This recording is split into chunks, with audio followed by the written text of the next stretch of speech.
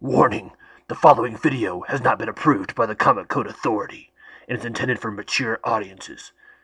Viewer discretion is advised.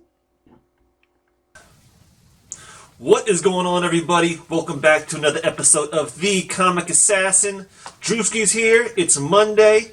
This is the day to let you guys know what kind of news is going on with the comics, whether we're talking about the books themselves, the TV shows, the movies, etc., as well as my top picks for this week's new comic book day.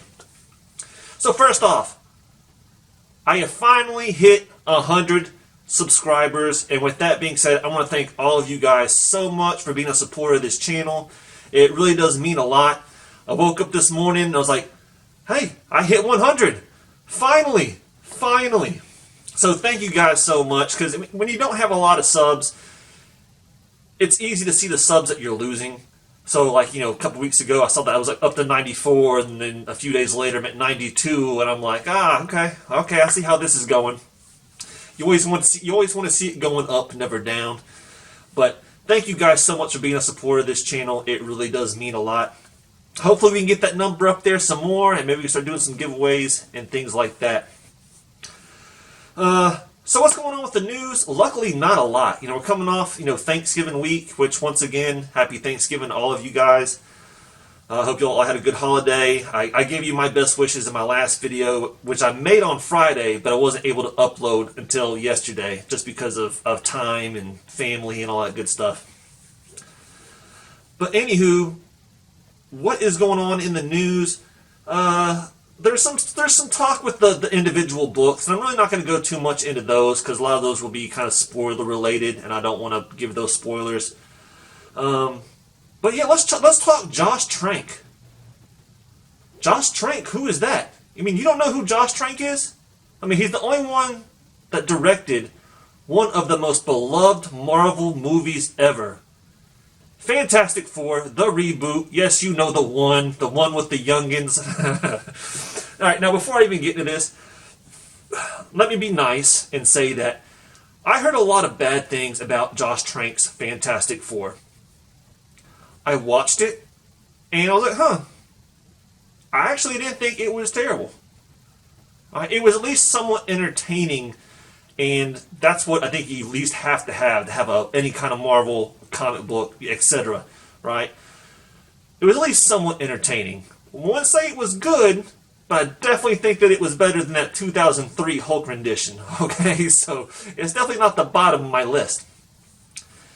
Anyway, Josh Trank, he either really, really loves The Irishman, the new Martin Scorsese film that just came out, which I've heard nothing but good things about. So he's either a really big supporter of this movie, or he just really hates MCU. Because he came out with a tweet this week pretty much saying that the first 5 minutes of The Irishman had more humanity, more truth, and more emotional intrigue, or cinematic intrigue, than all of Marvel MCU movies combined. Wow, that's deep. That's deep. So instead of just saying, hey, you really like The Irishman, you had to do the low blow and pretty much say the MCU movies suck. That's basically what he's getting at. Well, as you can imagine, you put your opinion out on Twitter, people are going to give you their opinion back, and he has since deleted that tweet. Go figure. But then he doubled down. He did another tweet that says, like, I will die for cinema. You won't. Like, don't talk to me about, movie history, adaptations, blah, blah, blah, blah, blah, blah, blah. Once again, that tweet has been deleted. So basically, dude, like, don't be a dick. Don't be a dick, right? Like, it's okay to have an opinion. It's okay if you don't like the MCU. It's okay that you really like The Irishman. Alright? I'll probably enjoy it too once I watch it. But yeah, it's just funny to me that when you get someone that's directed a movie from Marvel that bombed, and it's considered one of the worst Marvel movies there is. Once again, I'm not saying the worst. I would not put him as the worst. You're gonna be a dick, right? Anyway, because he's so freaking important. Other than that, really not a lot with the movie news or anything like that. DC has pulled back one of its promos on social media, and that is for Dark Knight Returns: The Golden Child. And basically what it is, it's an image of the whichever back character this is, I'm assuming the Golden Child, has a Molotov cocktail in their hands, and there's like a saying like the future is young, or something like that. And a lot of people think that that is them giving a salute to all the Hong Kong protesters, right? So DC was getting all this backlash from China and Hong Kong, and I basically, because I guess maybe they're using Molotov cocktails over there, which I didn't think that was unique to China, but okay. And in the phrasing about the young and the future was, the protesters felt that was a salute towards them, like giving them support. Anyway, DC backed down. They pulled all those images off their social media, but I believe it's either a variant cover for the book, or at least the image is still going to be in the book, from what I can understand. They're just not promoting it anymore on social media. So, I don't know. I think it's one of those things that people are reading too far into stuff. And, yeah, DC put their tail between the legs, and, yeah, they pulled back. Other than that, there's news about the Crisis on Infinite Earth crossover series that's coming out on CW. I don't really have a lot to say about that, just because I haven't kept up with any of those shows. I know this is a big event that they're planning for, and I hope they succeed. Most of those DC shows I don't watch. I started watching The Flash, really enjoyed it, and it kind of lost its appeal to me. I started watching Arrow, really liked it, and it lost its appeal to me eventually. And ever since then, I just don't really do a lot of DC shows when it comes to TV. I haven't heard good things about Supergirl. I have not heard good things about Batwoman. But, hey, I don't watch it, so I can't really give you my honest opinion on that. But I have been watching The Watchmen. That's right. Who watches The Watchmen? I watch The Watchmen. And I'm not going to give any spoilers or anything like that. I'm just going to give you my initial thoughts of what's going on. I did not watch this past weekend's episode, but I've actually really enjoyed this series. I was excited about it from the get-go, and then once I found out that they were going to use Rorschach as kind of the face for this white supremacist group, I was really like, I don't... Because Rorschach's one of my favorite characters, right? And then when you associate it with something that, I do not believe in, or agree with, yeah, it kind of ticked me off a little bit. But I think they've done a good job with this series. It feels like Watchmen. You have your stuff that goes on in the present. You got your stuff going back in the past. There's a lot of story, character development going on. And it's actually been pretty enjoyable. Now, the one last episode I saw that had a lot of development about like the Black Hood, there's some controversy about that episode, because there's a feel that they might be trying to rewrite some major things about Black Hood. Once again, could be debatable, right?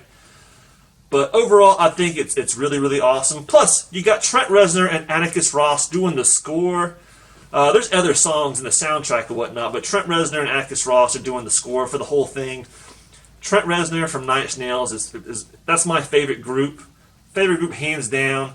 In fact, my youngest son's middle name is Reznor. Just for that, man. Alright? That's how much I love Trent Reznor's work.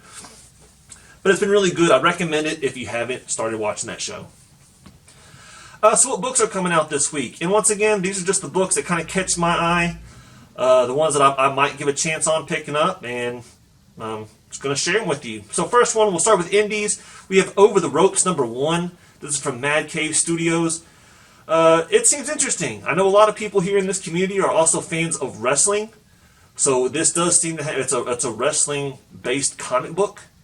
So yeah, it might be of interest to some of you guys. Die #10 is coming out. So if you've been reading Die, you probably definitely want to pick up this one. I really like that cover B, the Dittman cover. I think that was very well done. This one's going to be a mouthful. John Carpenter presents Storm Kids Monica Blue, A Werewolf Story #1. And this is from Storm King Productions. All you had to do was put a werewolf in the title, and you got my interest, right? That's all you had to do. But this is probably one that I'll at least flip through first to see if I agree with the artwork. Because, I love a good werewolf tale, but you can also get burned on these things. I love some John Carpenter, but it's not John Carpenter writing it, so... Yeah, that's on my radar. But the two top indie books that I'm looking at this week is Kill Whitey Donovan #1. And this is from Dark Horse Comics.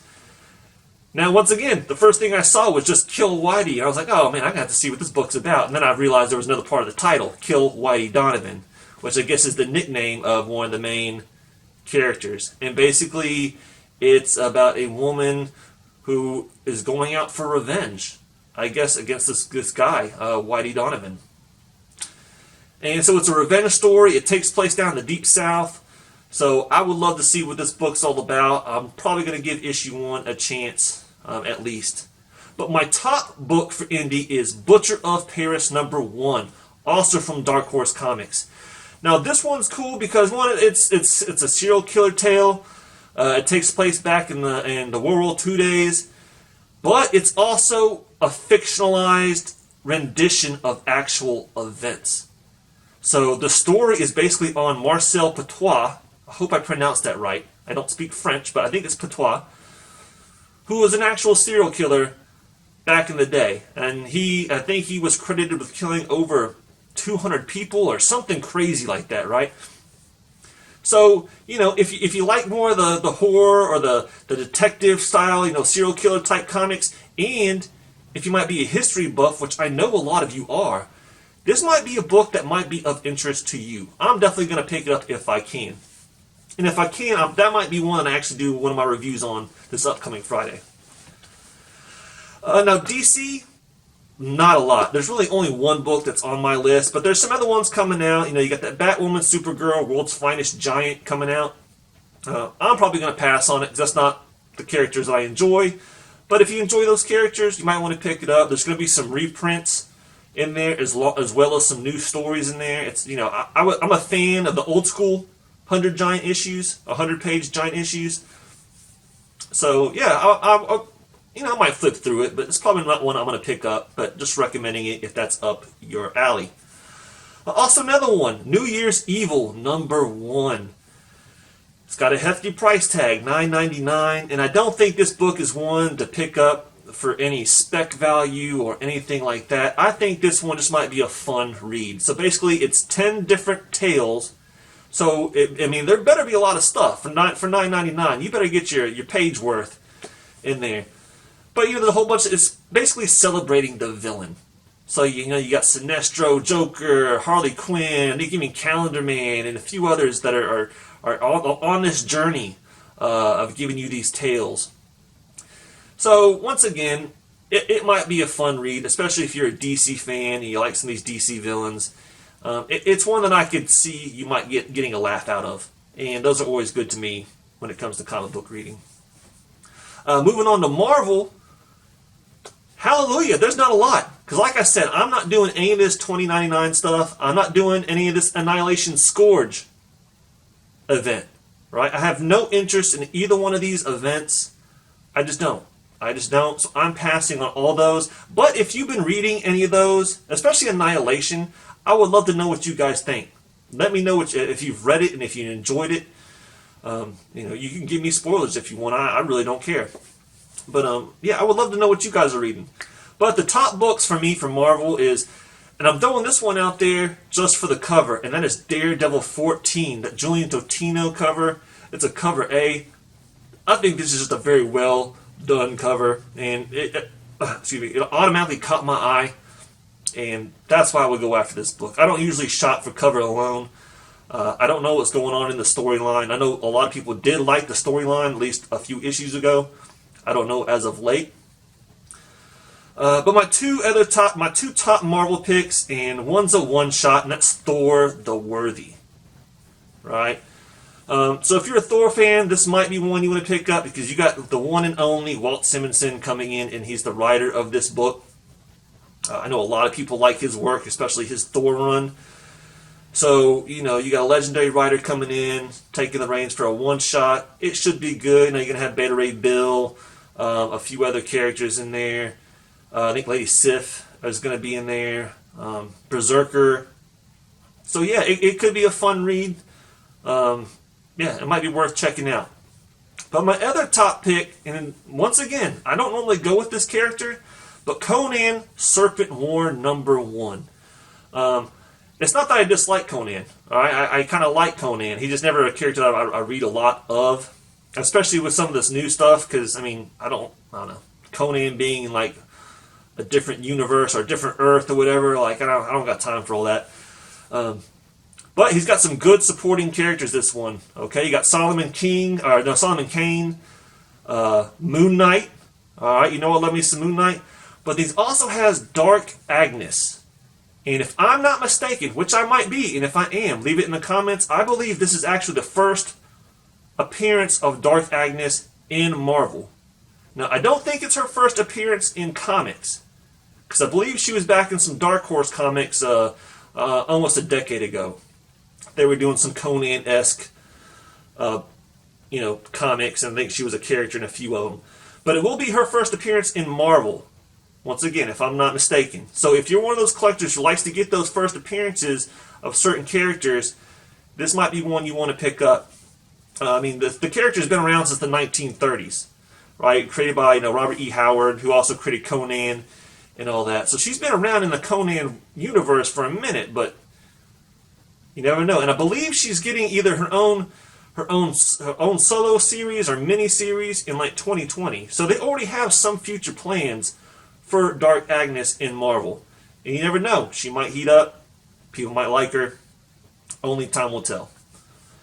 That's all I got for you guys. Let me know what you think about my picks. I would love to know what's on your list. And just have a good week. Have a good week. And with that being said, when it does come to Wednesday and you do roll up to your LCS or you're shopping online to get them books, The Comic Assassin is wishing you all happy hunting.